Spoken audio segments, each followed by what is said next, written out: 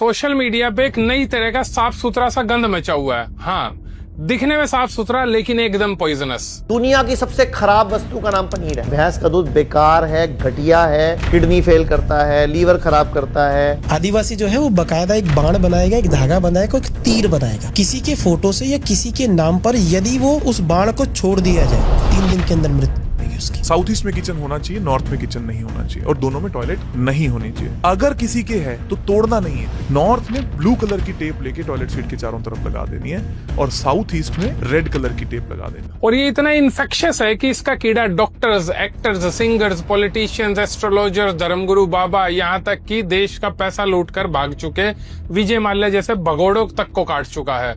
मैं बात कर रहा हूँ इंडिया के पॉडकास्ट वाले कीड़े की, जिसके मन में जो बकवास आती है वही बकवास वो यहाँ पे कर देता है। जिम जाने वाला कभी भी बुढ़ा नहीं होता है। क्यों नहीं होता है? क्योंकि जवानी में टपक जाता है। हमको बचपन से सिखाया गया है कि तोल मोल के बोल, लेकिन यहाँ कंपटीशन चल रहा है कि कुछ भी बकवास करके बस वायरल हो जाना है। और ये बड़े बड़े यूट्यूबर्स इन पॉडकास्टर की बकवास पर ऐसे चेहरे बनाते हैं कि जैसे इन्हें क्वांटम फिजिक्स का कोई कंसेप्ट समझ आ गया हो।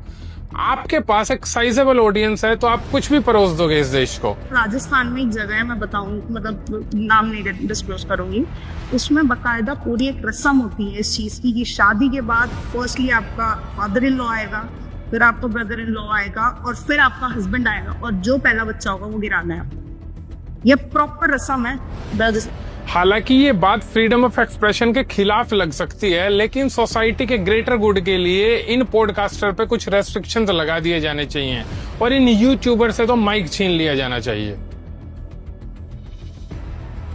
नमस्कार दोस्तों, पॉडकास्ट पूरी दुनिया में एक पॉपुलर कैटेगरी है। एकमात्र ऐसी कैटेगरी है जिसको लोग आज रील और शॉर्ट्स के जमाने में भी लॉन्ग फॉर्म में देखना पसंद करते हैं, लेकिन इंडिया में ये पॉडकास्ट भी रील में बहता है। इसमें मेनली एस्ट्रोलॉजी, भूत प्रेत की कहानी, मूवी प्रमोशन और पॉलिटिशियंस ही चलते हैं। चलो, एक्ट्रेस तो तब आते हैं जब कोई मूवी रिलीज हो रही हो, पॉलिटिशियन तब आते हैं जब कोई इलेक्शन हो, वरना तो ज्योतिषी और भूत प्रेत की कहानी से इंडियन यूथ का साइंटिफिक टेम्पर खत्म करने में इन्होंने पूरी जान लगा दी है। इनमें आधे से ज्यादा पॉडकास्ट तो पैसे ले देकर बन जाते हैं बस वायरल होने के लिए। इन लोगों को आइडेंटिफाई करना बहुत जरूरी है। अब ये वीडियो ही देखिए आप। अभी ये जो फ्लाइट में मरे, अहमदाबाद की फ्लाइट में इतने लोग क्रैश होके मर गए, मैं उनकी हीलिंग कर रहा था, मेडिटेशन में प्रे कर रहा था इनके लिए। मैंने पास्ट लाइफ देखी इनकी कि ये सारे लोगों ने बहुत साल पहले, मतलब इन्होंने एक जंगल जलाया था सभी लोग ने मिलकर। ये आदमी खुद को डॉक्टर बताता है। अब जरा सोच के देखिए कि जो लोग उस क्रैश में मर गए हैं, ये उनका कैरेक्टर असैसिनेशन है या नहीं, ये उनकी मौत के बाद उनको दोबारा मारना है या नहीं। लेकिन ये लोग वायरल होने के लिए कुछ भी कर सकते हैं। ये इंसान नहीं है, गिद्ध हैं। गेस्ट भी और इनको प्लेटफॉर्म अवेलेबल करवाने वाले यूट्यूबर्स भी। इंटरव्यू करने में कोई इश्यू नहीं है, लेकिन आप कम से कम इन घटिया बातों पर काउंटर क्वेश्चन तो कर सकते हो। और काउंटर क्वेश्चन करके इनके घटिया आइडियाज को एक्सपोज करना कितना ही मुश्किल है। लेकिन नहीं, ऐसा ये नहीं करेंगे क्योंकि पैसा ही पैसा होगा। ये भी सुनो, जितनी भी महिलाएं बिंदी लगाती हैं, आप बिंदी लगाने के आधार पर यह पता कर सकते हो कि महिला का व्यक्तित्व कैसा है।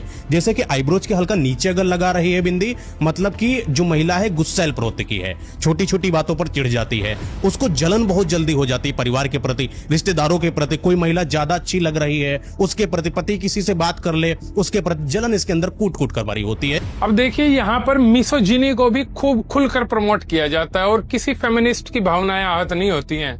ये इतना भी नहीं सोचते हैं कि इनके घर में भी अपनी माँ, बहन, बेटी होगी, लेकिन फिर वही बात पैसा ही पैसा होगा। अब मैं इन सब पॉडकास्ट के बारे में बात करने लगा तो इतने सारे बकवासबाजी से भरे पॉडकास्ट हैं ये कि ये वीडियो कभी खत्म ही नहीं होगी।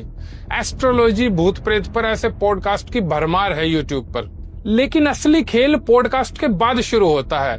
पॉडकास्ट के बाद ये लोगों की परेशानियां दूर करने के उपाय बताने के नाम पर आधे घंटे के 5-5 हजार रुपए वसूल करते हैं भोले लोगों से। पहले लोग इसको खुल के धोखाधड़ी और लूट कहते थे, लेकिन आज इन यूट्यूबर्स की वजह से इसको एक लेजिटिमेट बिजनेस बना दिया गया है, लूट का बिजनेस। और ये लोग सिर्फ आपके दिमाग से ही नहीं बल्कि आपकी हेल्थ से भी खिलवाड़ कर रहे हैं। होम्योपैथी और आयुर्वेद के नाम पर अनसर्टिफाइड डॉक्टर्स लोगों का इलाज कर रहे हैं।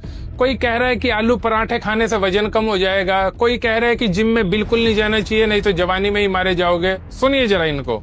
एक्सरसाइज का वेट लॉस में और अच्छी हेल्थ में जीरो रोल है, बिल्कुल जीरो रोल है। आलू पराठा खाते हैं और वजन कम हो जाता है, जैसे कंसेप्ट। ओके नाउ ये एक बड़ी चीज है। कंसेप्ट का मतलब है जो शब्दों में लिखा हुआ है। हम तो ये देखिए बिल्कुल पूरी तरीके से मानते हैं। ये होता कैसे हमें बिल्कुल भी अंदाजा नहीं है, बिल्कुल भी अंदाजा नहीं है कि ये क्यों हो रहा है। मतलब आपको पता नहीं है, लेकिन आप दुनिया को कह रहे हैं कि आलू पराठा खाओ वजन घटाओ। हमारे पास में प्रोसेस है, हमारे पास में रिजल्ट है।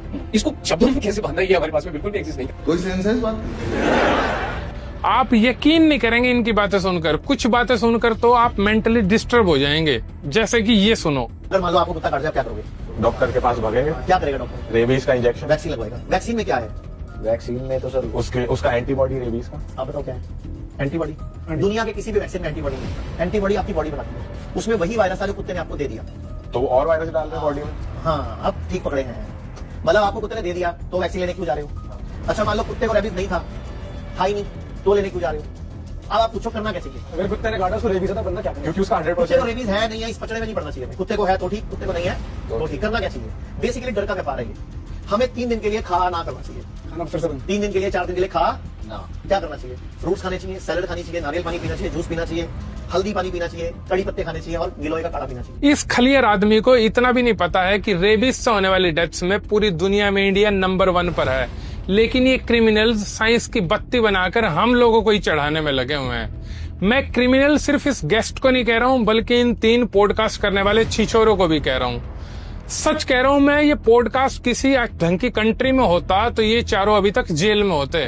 आप यकीन करो, अनपढ़ या कम पढ़े लिखे लोग इनकी बातों पर तुरंत यकीन कर लेते हैं। कुछ यूट्यूबर्स को तो हमने इतना लार्जर देन लाइफ बना दिया है कि इनके पॉडकास्ट पर होने वाली बातों को पढ़े लिखे लोग भी मान लेते हैं। माने भी क्यों ना, इनके पॉडकास्ट पर ISRO scientist, economist, renowned writers सब आ चुके हैं। तो लोगों को लगता है कि इनके पॉडकास्ट पर जो भी आता होगा वो सच ही बोलता होगा। आप ये सुनिए। इलाहाबादिया और एक कोई और समय रहना। हाँ, इन लोगों का ये जो नाम है, इन लोगों से हमको अपेक्षा नहीं। लाइन कैसे तय होगी? एक गलती पर उनको माफ कर देना चाहिए, साफ कर देना चाहिए। मतलब आपसे ऐसी कोई गलती हो जिससे सनातन हिंदू धर्म को घाटा हो, तो माफ की जगह साफ कर देना चाहिए।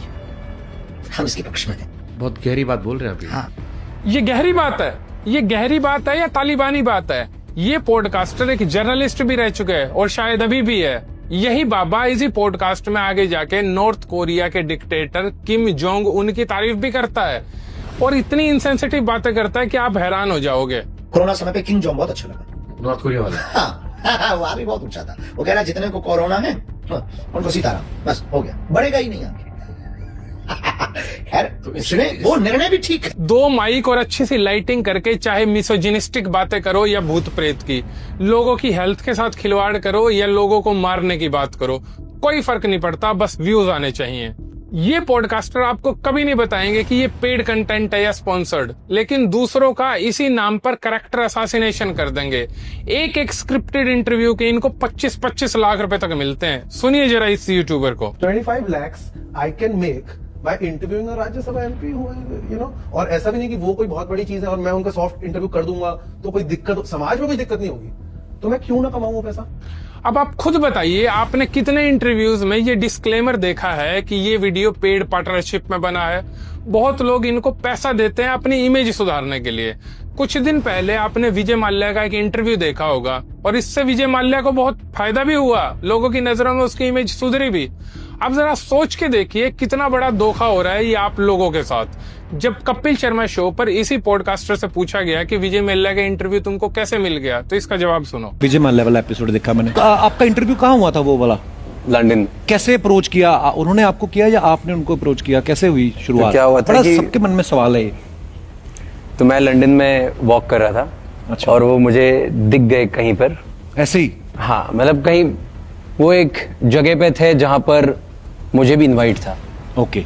तो वो वहां से बाहर निकल रहे थे और मुझे वो दिख गए। मुझे नहीं पता था कि वो भी वहीं पर होंगे, बहुत कोइंसिडेंट था। वो दिख गए तो मैं उनके पास चले गया।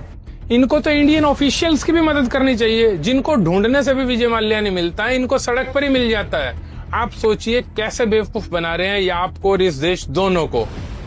इनका बस चले तो ये पैसे लेकर दाऊद इब्राहिम को भी प्लेटफॉर्म अवेलेबल करा दे और दाऊद इब्राहिम अपने को संत साबित कर देगा।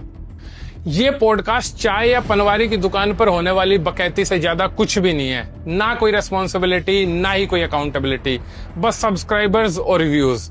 और ये बीमारी अब धीरे धीरे टीचर्स में भी आ गई है। कई टीचर सिर्फ पढ़ाने को छोड़कर क्लास में सब कुछ करते हैं, वीडियो बनाते हैं व्यूज के लिए। तो मुझे हराने के लिए इस देश के प्रधानमंत्री को मेरे विरोधी का पैर छूना पड़ा। देख लेना वीडियो, कैसे प्रधानमंत्री का पैर छूना और किसी का नहीं छुआ, और भारत में किसी का नहीं छुआ। वहाँ यूट्यूब पे जाकर डाल के देखना, मेरे विरोधी का 3 बार पैर छुआ प्राइम मिनिस्टर ने किया। देखिए, इन लोगों को इन सब का पैसा मिलता है, लेकिन आपको नहीं। तो आज के बाद जब भी किसी ऐसे पॉडकास्ट को देखें तो उसे कॉमेडी शो समझ के एंजॉय करना।